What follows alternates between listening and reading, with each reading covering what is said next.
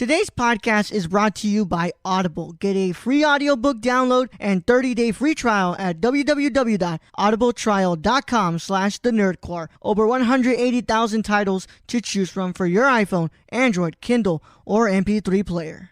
Hello, nerds. You're listening to an episode on the Nerdcore podcast feed. If you're feeling generous, please consider pledging to a tier on our Patreon at patreon.com/thenerdcore. We have tiers as low as $1 per month.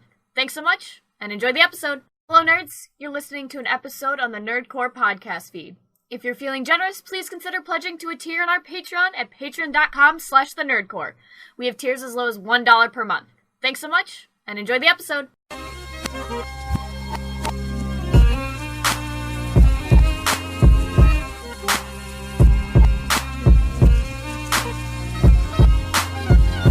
Welcome back. You're listening to the Nerdcore podcast, a podcast that reviews movies and talks that nerd shit. This is episode 300, and it is the first review for Andrei Tarkovsky Film Month.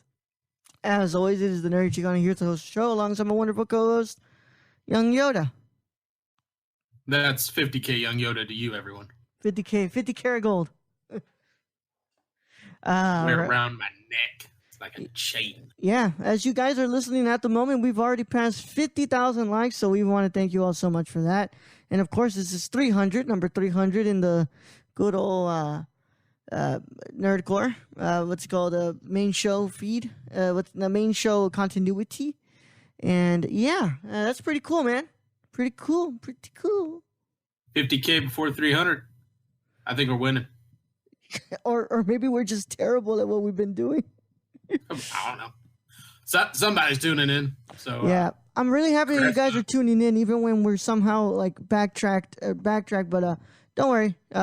Hopefully this week you guys get a nice amount of episodes. But a lot of cool stuff coming on, and we're gonna be doing today. We're doing 2 reviews for the month for this week because we lost out on last week's, and I am pretty sure we should be able to get you guys a Irishman review as well. So that should be cool and all. And hopefully, cross my fingers, maybe this week, if Brad has the time, to party review for the mini pod. Don't know. But we're here to talk today about Stalker, the first movie in Andrei Tarkovsky Film Month.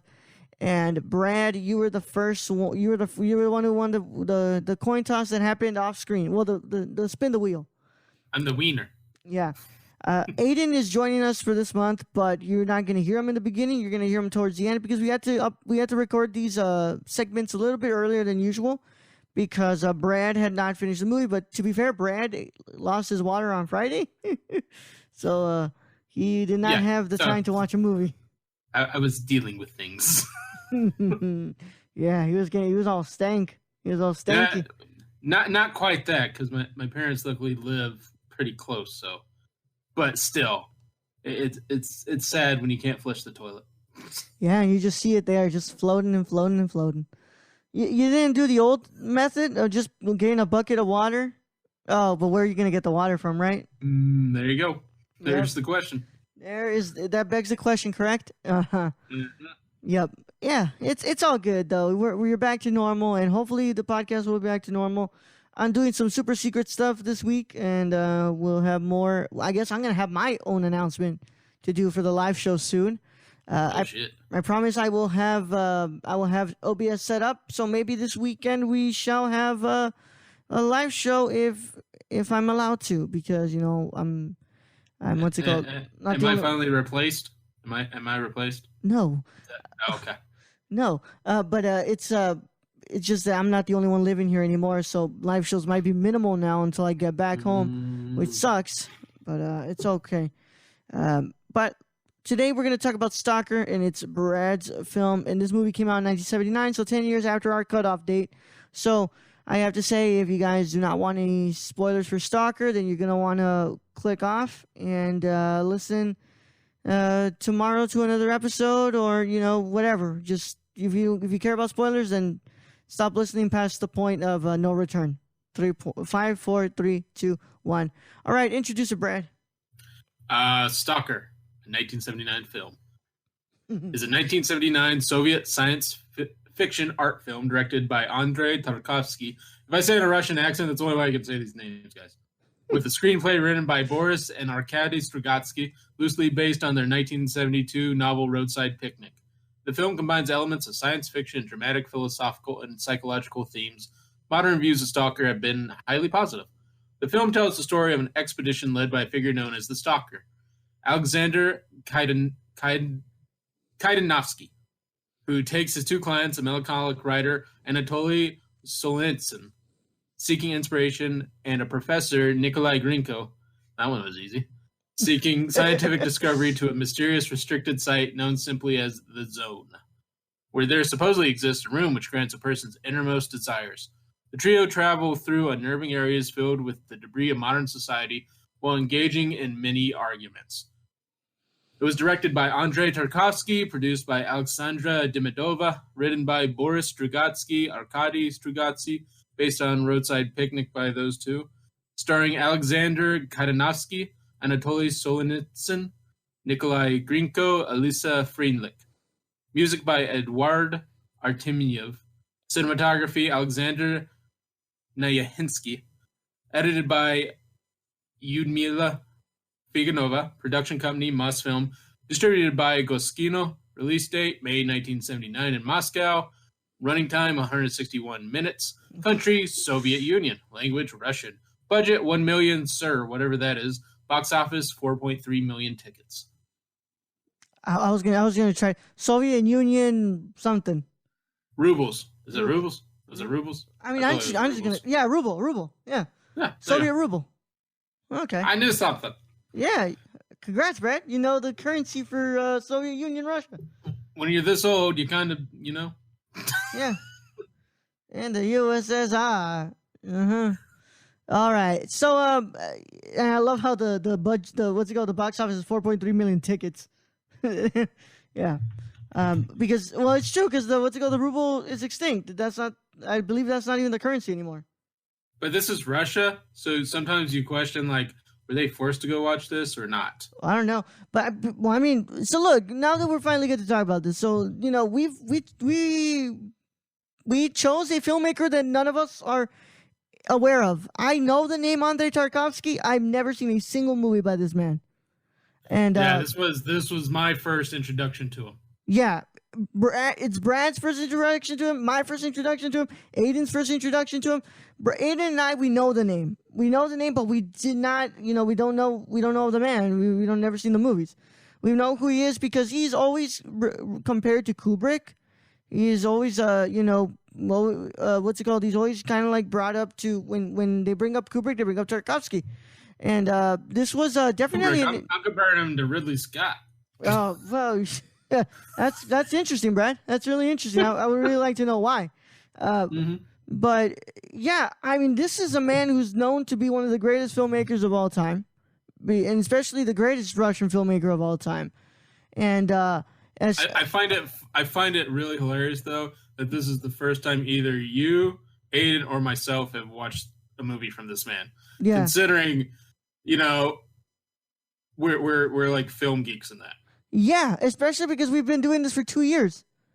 By now we would have brought up the name Andrei Tarkovsky, but no, I don't think we ever brought up the name Andrei Tarkovsky in this whole podcast, which is really which is kind of sad because now I would have included him in that whole 25 episode of director on director slugfest. The director battle month. Yeah. So I want to just open it up. I guess what's it called? So, like, before we go into like the initial thoughts and stuff. I mean, when this says it has dramatic, philosophical, and psychological themes, they're not kidding at all. No. I mean, this movie is just all it's cinematic poetry. The way if I can describe it, man, it's philosophical to its core. It's so good. Yeah, Brad, your initial thoughts since this is your movie that you picked. I didn't know what I was picking like usual, but I think I got a good one. Yeah, I know why this you.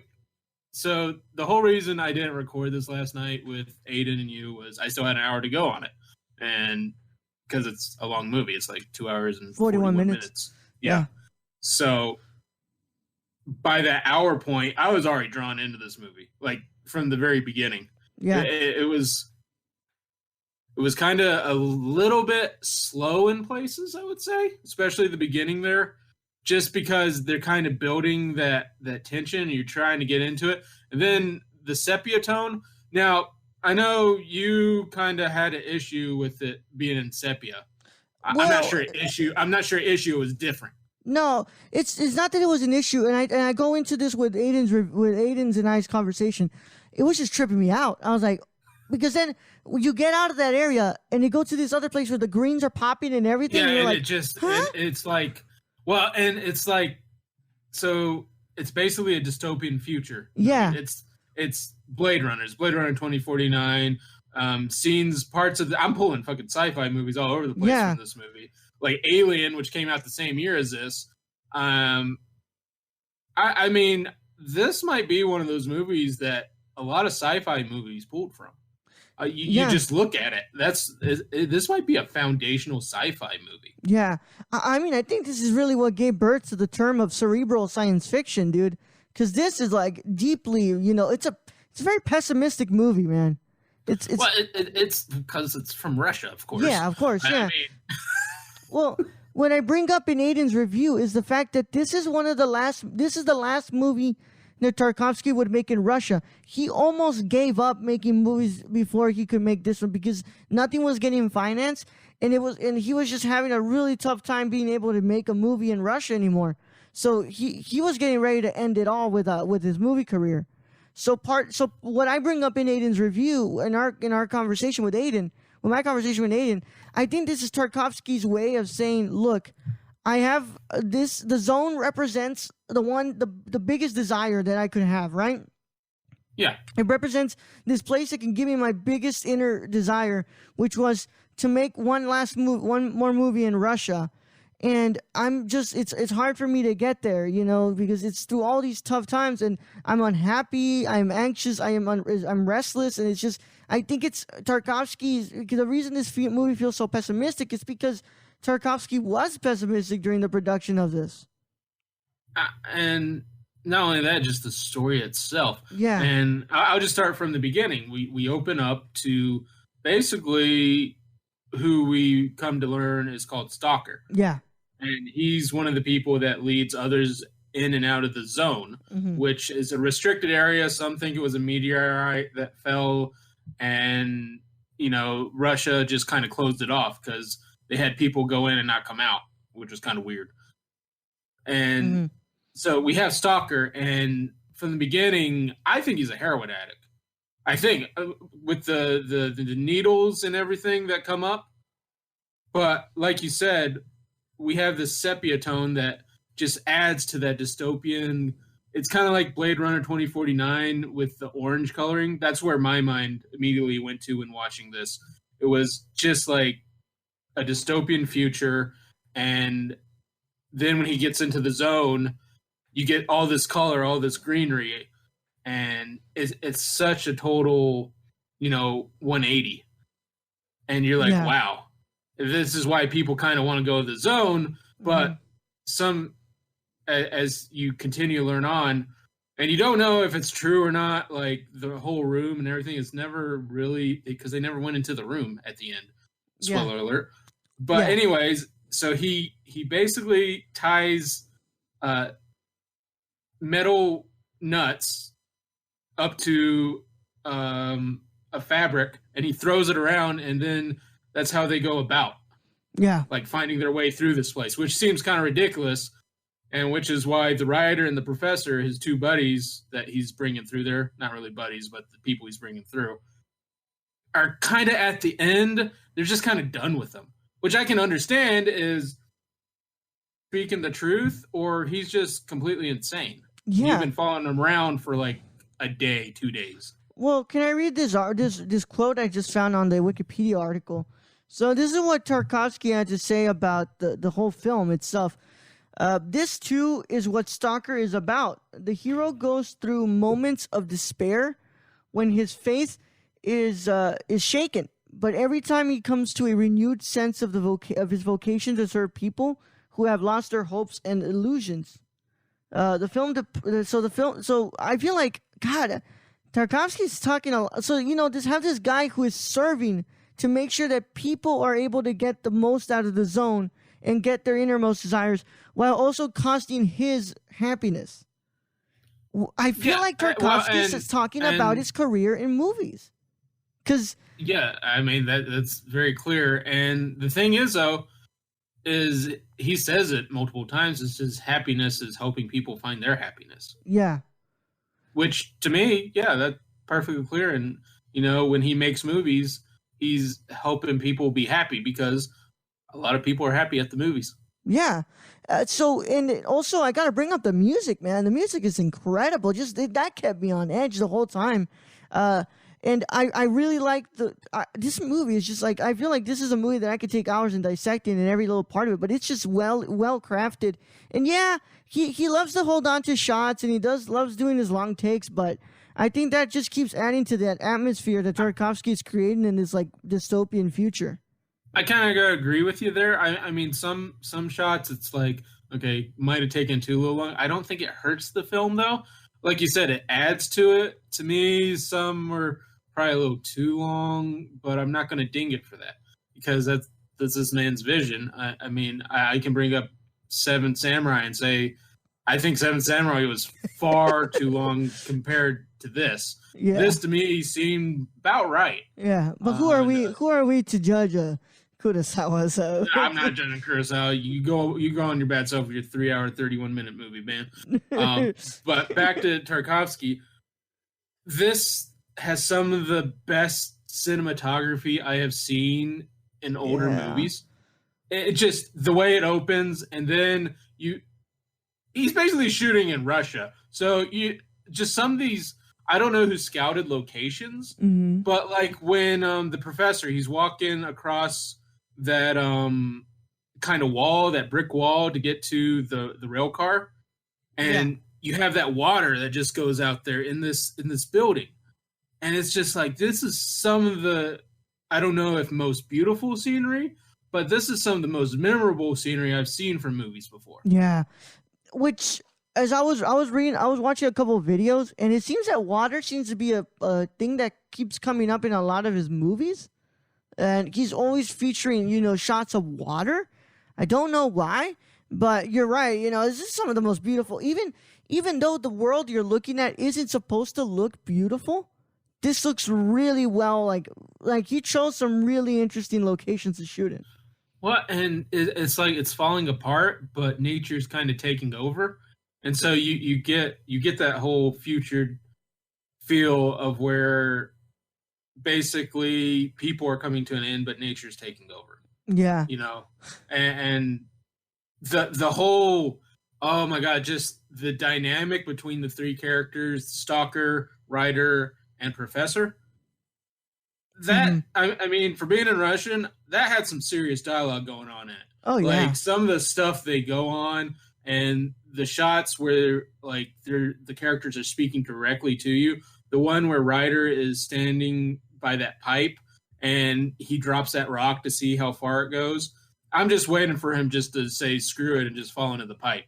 Yeah, that's what I was preparing myself for. I'm just like, this dude's about to just go head first into this thing. Yeah, and he doesn't though. But he tells, he looks directly in the camera and tells us, how hard it is to be a writer. When you're successful still, but no one really cares. Yeah, but no one really cares, and that's the sad part. I was going to bring up, so there's some interesting facts about... So Tarkovsky just seems to be somebody who gets terrible luck. I mean, the next movie we're going to talk about, he had some terrible luck with the camera at one scene, and we're going to talk about this Thursday, well, when we record this Thursday. And what's it called? And in this one, so he shot the movie. He had to reshoot it again because the film stock was improperly developed. So that could be why all the actors were on edge. It seemed like they seemed like throughout it they seemed really tense or just perturbed at each other. So that could be why. Yeah. So look, after the loss of the film stock, the Soviet film boards wanted to shut the film down, but Tarkovsky came up with a solution. He asked to be allowed to make a 2-part film which meant additional deadlines and more funds. Tarkovsky ended up reshooting almost all of the film with a new cinematographer, of course, the one we have right now. According to Safalin, the finished version of Stalker is completely different from the one Tarkovsky originally shot. That is interesting. It's just so. And you wonder what that original one looked like. Yeah. If compared to this one, and it might have been for the better. Yeah. I'm hoping. Yeah. Because I don't know how you get much better than what I was watching on this. Yeah. And so on The Sacrifice that we're going to be talking about on Thursday, when we recorded, Brad, there's a very famous scene of a house burning that he was shooting and the film jammed in the camera. Oh, so he had to get more film and reshoot that whole scene again. And he had to burn down another house, I'm guessing. Exactly, and burn down another house. Oh my! It's just. Can you imagine like Francis Ford Coppola having to reshoot like those helicopters coming over the forest and all that? Yeah. Or dude, because we always hear those stories like with Nolan, right? In The Dark Knight with the hospital, like that was the only chance they had to shoot that scene, because if anything would have failed, they're not going to have another hospital blown up in The Dark Knight. And it really added something to it when Heath Ledger is just sitting there just pushing the fucking button, like just looking around, and then it finally goes, you're like, oh shit. Yeah. Hey Chris, did it blow up? Oh my god, dude. That's when you at that point, that's when you just bring Michael Bay in and say, yo, make some explosions. Pretty much, man. But this is an incredible piece of science. This movie reminds me that science fiction isn't always space and laser beams, right? It's movies like Children of Men. It's movies like Her. It's movies like Blade Runner, and it's movies like Stalker. And sometimes that's for the best. Sometimes, I mean, we bring up Blade Runner quite a lot on this podcast because it's one of our favorites. Yeah, and there's reason for that. It wasn't critically acclaimed.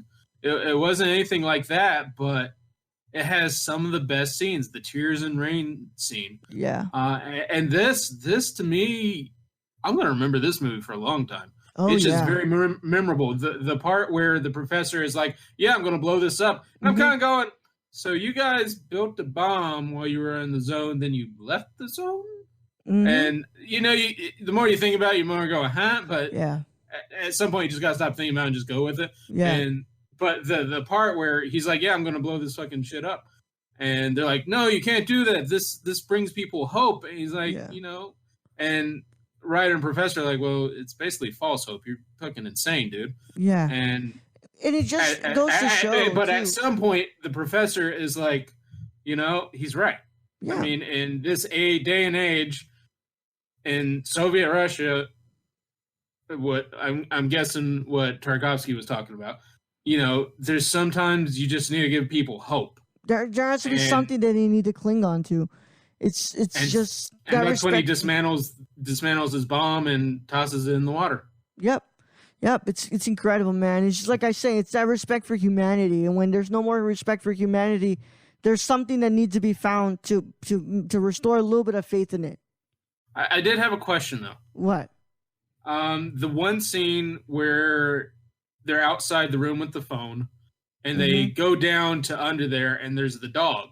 Yeah. In the back, you can see like you can clearly see a woman skeleton, and it's holding onto a male, like in the very back. At least that's what I thought I saw. Like they were clinging to each other. Yeah. What do you think that was about? I think that was just somebody who probably knew that there was an attack coming, and they decided to take cover in somewhere that they thought would be safe, but eventually it wasn't safe. What do you think it was? I don't know. I mean, that's one of those scenes I think Tarkovsky knows. I mean, it's just one of those scenes that you're kind of left wondering, like, okay, this was brilliantly shot, because he goes from that room down and shows where that dog is, and eventually that dog comes back with him. So that dog has to have some significance. Like, yes. Maybe it's some kind of, even though this world's fucked up, you can still have a pet that gives you happiness. So maybe that dog represented happiness, and Stalker went to the zone, and though he never went into the room because he wasn't allowed, he came back with some happiness with his family. Yeah.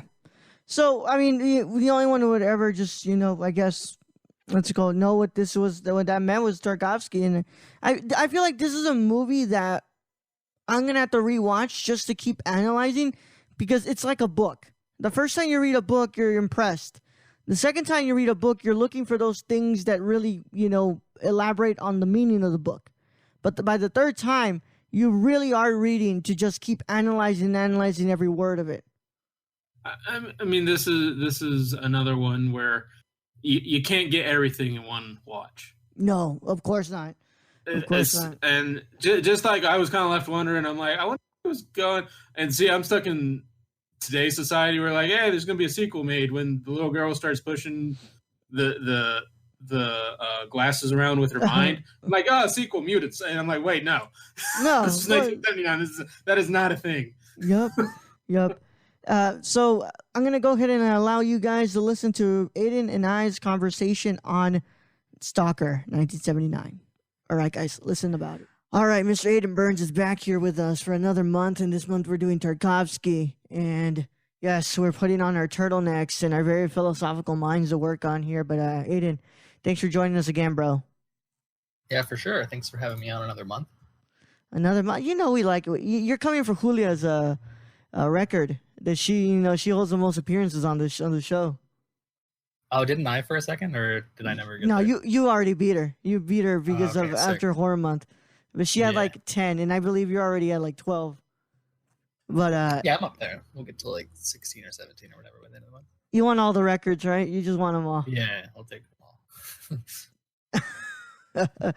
God, Ayden. Well, today we're going to be talking about Stalker. We're recording this one a little bit earlier. You and I are apart because Brad's not done watching the movie yet, and he has just been having a really tough time. So send your love to Brad, because luck is not on his side. I believe this is also around the same time last year where he fell off the toilet and he hit his sides. So It's just bad things with Brad and plumbing this time of year. Bad things and plumbing with Brad. Yeah, that really sucks. Yeah, I understand why his priorities were not in the movie realm. After what happened. Oh man, but yeah, dude. This is Brad's pick, and look, all three of us are going blind into this filmmaker. We've never seen anything from this guy. I've only read stuff, and the only movie that I can say that I had the most knowledge about, just because of the sci-fi nerd that I am, is Solaris. I have no knowledge about this one. I've never seen Solaris, but I know what it is, and just from professors that told me about just to watch it because it's really good sci-fi. I've never seen this movie. I've never seen the other one. I've never seen any of his movies. So, Ayden, you were actually the one who gave me the idea to do Tarkovsky. Yeah, I think I almost did in a film class once, but our professor was just last minute decided, like, oh, we're going to watch a different movie. I don't want to put you guys through Tarkovsky today, but I always wanted to kind of check it out after that. Yeah. I know that he and Bergman have had some kind of ties, like Tarkovsky's last movie that we're going to see, I think, next week was filmed on the same island or close to the same island as Bergman did a lot of his work. So I just wanted to check that out. I know that some of my other favorite filmmakers have talked about Tarkovsky, so I wanted to try it for myself. Yeah, man. I'm glad that we finally found one that we all can go blind in. And but yeah, you're right. He did his last movie in Sweden, and he dies like 2 weeks after he finishes it, and he turns it in, I believe. Very, very Kubrick, where the last day he turned in the movie, he dies like the next day. So, Yeah. Yeah, I don't know what's going on there, but, it's interesting because the movie we're talking about, well, not next week, this week, actually, because you're going to get 2 episodes this week. It's supposed to be this week's movie, but last week we missed the first movie, so we're doing 2 movies in 1 week. And the next one we're talking about, it's interesting because it's just he couldn't make any more movies in Soviet Russia. And, well, he couldn't make some movies anymore in Russia, so he went to Sweden. He did, I believe, one before The Sacrifice. He did another one, Nostalgia. He did that one in Italy, and then he goes to Sweden to make The Sacrifice. which is known for one of the most famous mess ups in movie history, where the film jams in the camera during the house burning scene, and he gets super pissed. I mean, I'd be pissed too, man. I'd be pissed too. Yeah, and then after they had reshot the scene, everybody was crying and everything. Like, yep, I can't wait to talk about that next week. That's gonna be, I mean, the next episode. That's great. Oh man, but yeah, the famous film jamming inside the camera. That's a, you know, there's some things that I'm like, you know, it's a good thing that we're going in digital, because stuff like that definitely doesn't happen. But, you know, not everything about digital is great, but, you know, stuff like that definitely doesn't happen with digital. Your SD card might stop working or something, but at least the film doesn't jam. Yeah, because then you have to redo it, but then it costs you more money too. It's just rough, at least with a SD card. I guess you'd have to buy a new SD card or some shit, or a red mag, which are fucking expensive. Yeah. So, Ayden, since you're the guest, what did you think about Stalker? I'm not sure this is what I expected, but I really didn't know what to expect. I thought that was really interesting how it kind of started in that like sepia tone, and then went to another film stock sort of like an hour into it, or 40 minutes or so. Really loved the color of that other film stock. I think it really captured like just how cold and like isolating that zone was that they're in. The greens really pop too. Yeah, the green and the blues are insane. Yeah. At first I didn't know what to expect. I don't know if they like shot it black and white and then like dip dyed it into some like yellow or orange or something like that. But then when it switched to color, I was like, oh, okay, interesting. Thought it was super long, so I had to kind of watch it in 2 parts because I was watching the first one pretty late, so I was like falling asleep in the middle. So I was like, I'll just pick this back up tomorrow. That was really interesting how they held on shots for just like an uncomfortable amount of time. They could have set up another shot, but I think it's like really ballsy of Tarkovsky to just like sit on that one frame for as long as he does. It's, I don't know the other filmmaker that did this. Let me look on my show. If I remember correctly, I know Antonioni does a little bit of this too. Because I was remembering, this movie reminds you a lot. Have you ever watched Red Desert? I don't think so. It's not similar to this, but just the idea of like humanity being like basically written out, and you know, it's like Red Desert really deals with like the depressing factors of industrialism, which I feel this talks about nuclear, you know, kind of like nuclear energy and stuff like that, but really like, you know, the consequences of what we've done to our own society and what we do and we don't have respect for ourselves and humanity in general. And Antonioni in Red Desert, he doesn't use the type of coloring in this movie, but he really makes things look very grim and gray. But at the same time, when the colors are on screen, some of them really do pop. But it's because he went into the film reels and he manually painted on them to make those greens really pop on his on Red Desert. That's such a time thing to do. Imagine your hand shakes just a little bit, dude. Your hand shakes just a little bit, and you're screwed. You're pretty much screwed. I don't know how he did that, but this reminds you a lot about Red Desert for some reason. I was gonna say Jim Jarmusch was who I was talking about. I guess in the Stranger Than Paradise, that just holds on a shot for like the whole scene. Yeah, and Tarkovsky does kind of a similar thing here. Kind of changes aspect ratios, does it? Yes, I was gonna bring that up. It changes a little bit of aspect ratios towards the middle. Yeah, it goes like square. Yeah, which is really interesting. I don't remember what movie it is, but there's a modern film where the aspect ratio just progressively changes throughout the movie, and it just becomes like, you know, just more conduced. Conduced, is that even a word?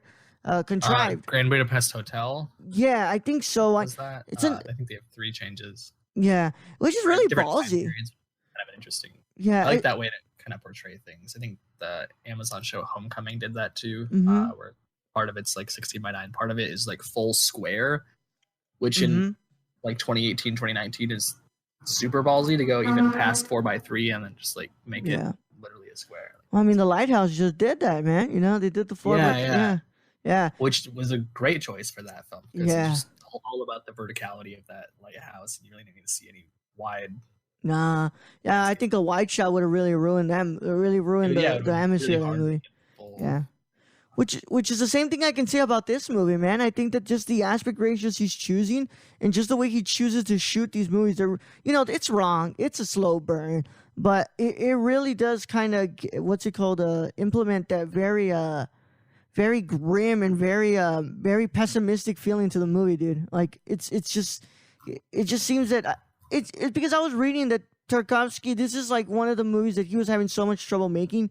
He basically was basically almost going to give up on making movies at this point. And you can feel it. Like, he's like, this comes from someone who's like pretty much depressed at this point, that he can't be doing what he wants to do anymore. Yeah, you can feel that throughout the whole thing. There's not like a happy scene in this movie. No, not at all. Especially with like the ending with the daughter, and because he's like constantly reminded that, you know, that the nuclear war messed up his daughter, and you know, So the stalker. So apparently the stalker isn't even like a stalker. You know what we think in the modern sense. A stalker, because of the book that it's based on, it's about somebody who takes people to the zone. Yeah. So it was really interesting. Just the translation, I guess, and how we perceive stalker now. It's just like, and what does this guy do? But he's just the guy that brings people to this place. And also, it's just like the stalker's just so unhappy, and all he wants is happiness, and because he can't seem to find the one thing to make him happy, and his life is just so distraught at this point. And his daughter is, his daughter is what's the word I'm trying to use? Deformed because of the nuclear attacks. And it's just basically like the guy's just got a really messed up life, that he's just trying to find one thing, and he wants to ask this one thing just to give him happiness for one time. And I think that's a lot has to say about, you know, Tarkovsky and where he was making movies at this point, you know, because I think you can see his career as his daughter. It's like very deformed. He's not getting all the chances he should be getting to make the movies he wants. He's getting really pretty much lowballed here and there, trying to make some of the movies he wants to make. Yep. And he's trying to travel outside of Russia to basically find the opportunities to do what he loves. And he does make the next two movies, his last ones, not in Russia anymore. I think that was really interesting. Mm-hmm. I didn't really think about it that way, but that really fits, because this whole time he's just trying to find this other place. Yeah. Part of me he's just doing it for the money and stuff, but it really doesn't end up even having to be about that. Yeah, it doesn't even have. Yeah, part of me really wishes we would have talked about The Mirror too. Wait, I think we are talking The Mirror. I think that's a Patreon mini, which is really interesting because that's his autobiographical work too. His biographical work. I didn't know that, but that's interesting. I just thought it looked cool. Yeah. Visually, but...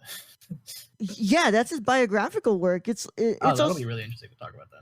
Yeah, it's gonna be really interesting, and I found that one on Vudu for $2 just to own, and just what I was reading is just it's really oddly formed narratively, and very non-linear, but it's basically based on that's his biopic. That's Tarkovsky's biopic, just fictionalized.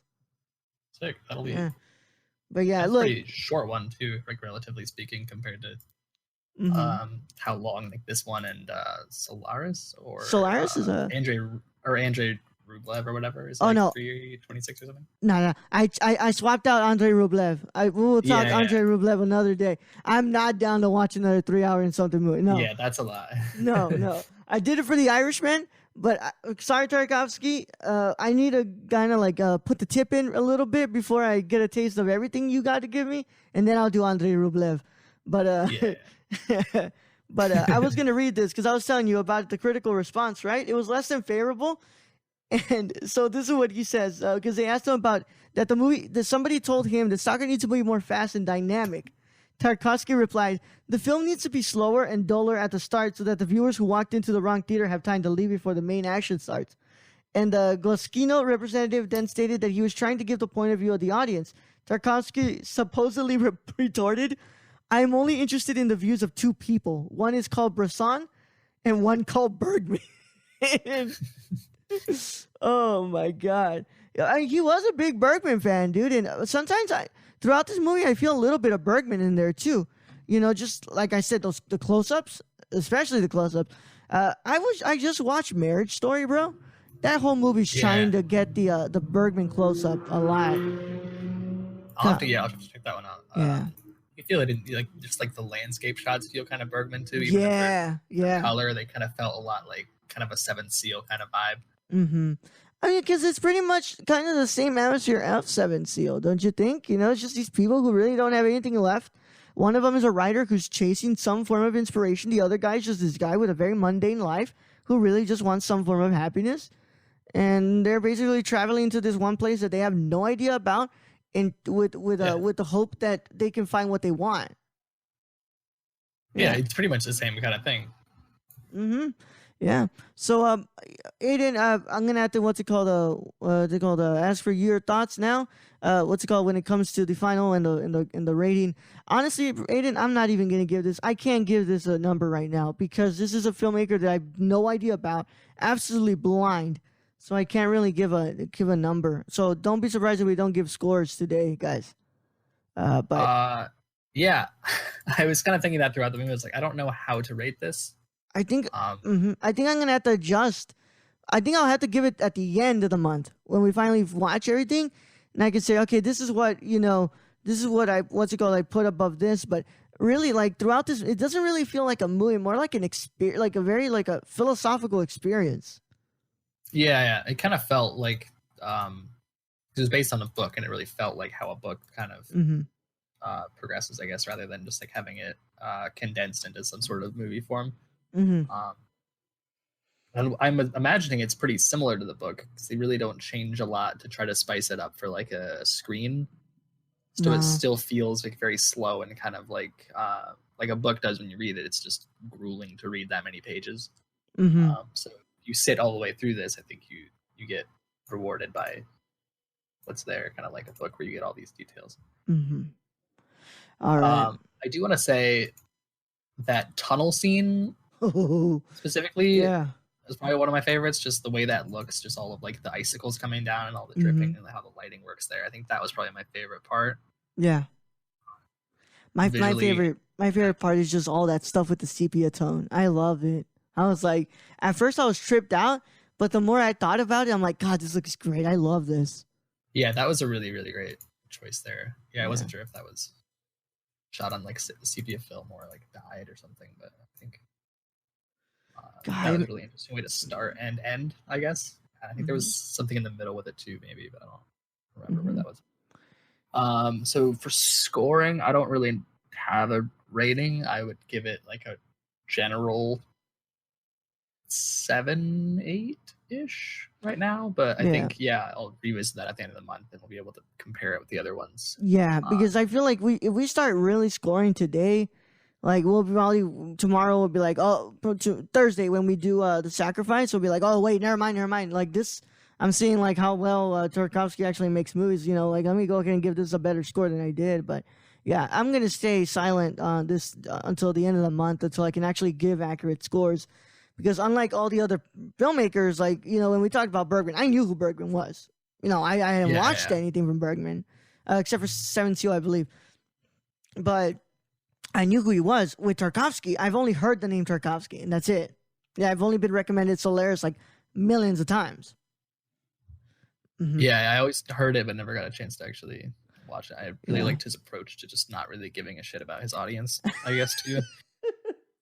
Going through film school or whatever my school was, I always hear people say you should be making things for your audience and care about what they feel. But I think I think there was a Tarkovsky quote in that game Getting Over It or whatever, where you're just in that cauldron trying to climb some fucking huge ass thing. Yeah. Well, this influenced a video game called Stalker, right? I don't actually know about that. I was reading about it. There was a lot of people on so I watched this movie on YouTube because because somebody uploaded the full movie with Spanish subtitles. So learn Spanish, bitches. Oh. So yes, and somebody said, "Oh, so this is what influenced Stalker." And I was like, oh, I should probably go play this, check this game out then. Yeah, that would be interesting. Yeah, I think the quote from that that was in that game was just like, if you care about your audience, that means you don't respect them, which I thought was a really interesting take. So like, if you're catering to them, that means you don't really actually care about them because you're just kind of making shit for them. But most of the time it's not something good. It's just what everyone wants, which usually don't correlate. I mean, that's a really interesting, because I kind of have the same idea too, respect for the audience is also understanding that you don't have to always give them exactly what they want, like sometimes you shouldn't most of the time. You shouldn't be just clamoring to make the, I mean, this even like extends the music too, right? You shouldn't always just write or make the music that your audience wants. You should always be wanting to change things up, but also like you should have respect for yourself as an artist and understand that if you are constantly just giving the people what they want, are you really doing much for yourself as an artist? Yeah, which is I think is a really interesting question to ask yourself as a filmmaker or as any sort of artist. Yeah. So, Ayden, thanks for coming on, bro. And we're gonna go back to your regular scheduled episode and finally wrap things up before we leave. But we'll see Ayden on the next one, hopefully together with Brad. Because next week, why do I keep saying next week? The next movie that we're talking about is actually a little bit shorter than this. It's 2 hours and 26 minutes. This is 2 hours and 41 minutes. So I think we get slower as a month goes on. I think The Mirror is the shortest one. Yeah, The Mirror is the shortest one. Ivan's Childhood is 1 hour and 48. Okay, cool. Yeah, and then The Mirror is 1 hour and 38, and then Solaris is 2 hours and 32 minutes, I think. So we kind of spread them out really well. But I'm just glad that I swapped mine out. I swapped Andrei Rublev. I was like, nope, we're not doing this week. We're not doing imagine if we opened with that. That would be... We were just like, oh my God. No, we would have needed that 1 week just to watch this movie. Yeah. All right, guys. We're going to go swap on to the regular scheduled episode. All right. Thank you for listening to Ayden and I's thoughts on our conversation on Stalker. And we're going to get to our final thoughts here, man. As you guys have heard in that conversation that I had with Ayden, I cannot bring myself to give a score to this movie right now, because this is a film. This is the first filmmaker where I literally know jack about them. So I can't really judge until the end of the month and give my scoring, because I feel like if I give this movie a 4.5 stars right now, next week and after Thursday when we do Sacrifice, I'll be like 4.5 out of what? 5. 4.5 out of 5. Oh, yeah. Okay. Yeah. I thought we did out of 10 here. Yeah, I'm sorry. If I were to give this a 9.5 out of 10, I'd come back after Sacrifice and be like, wait, you know what? I just saw Sacrifice. I think I can give this a little bit higher because this one's really good or something like that, right? Like, this is just, it's something that I think I have to be patient with for the end of the month. So I am skipping on my score. Ayden said it's a 7 or 8 to him, but he's also kind of leaning on not giving a score until the end of the month. And it can always change dependent. I mean, we've always said that. It doesn't always have to stay the same. We've changed. Yeah, we've always adjusted. I need to go back, though, to one of my original comments. Yeah, no, just give your final thoughts. To Ridley Scott. I think I should elaborate on that. Is if you watch this movie, just some of that scenery, it reminds me of Alien in a way. Yeah. Just the water and all that. Especially the stuff in the tunnel. And the tunnel and these movies were made at the same time. So, neither one was going off each other.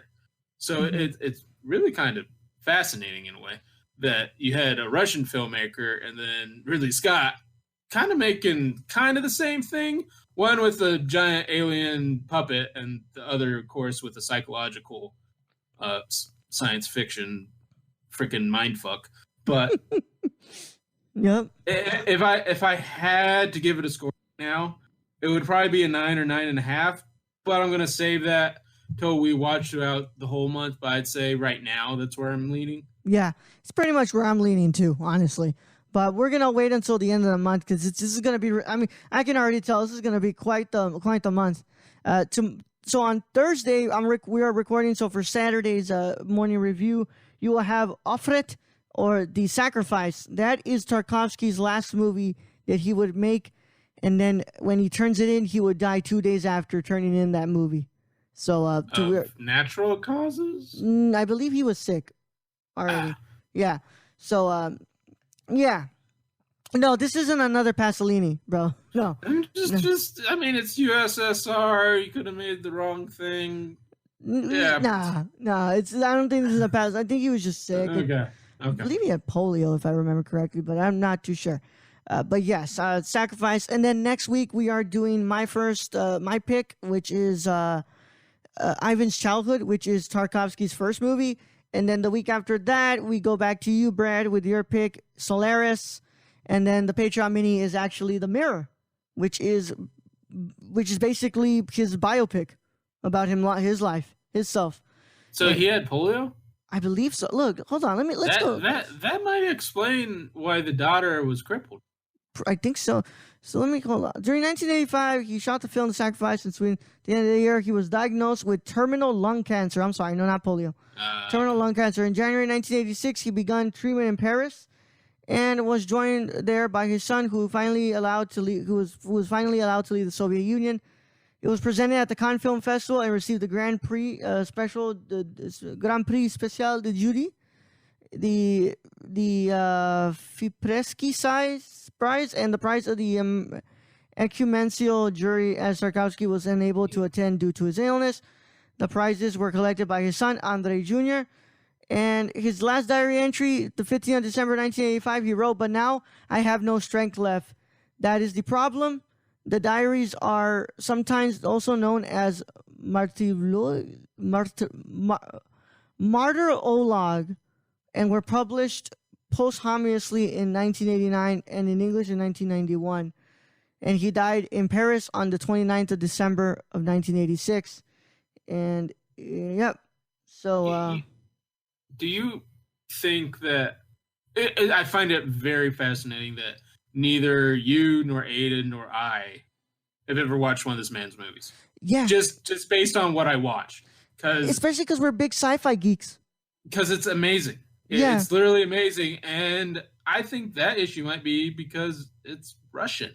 Yeah. And, I really hadn't heard of this director until Ayden brought his name up. Yep. So I just don't think he's overly well known because, the whole Cold War thing going on back in the day. Yep.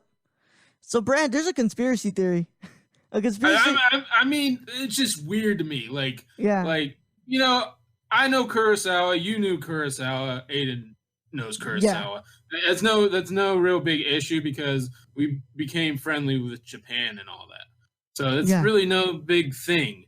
But this movie, I was very surprised. I didn't go in this with high hopes because it's going to be Russian. It's going to be fucking depressing. Which, kind of. Not going to lie, kind of depressing.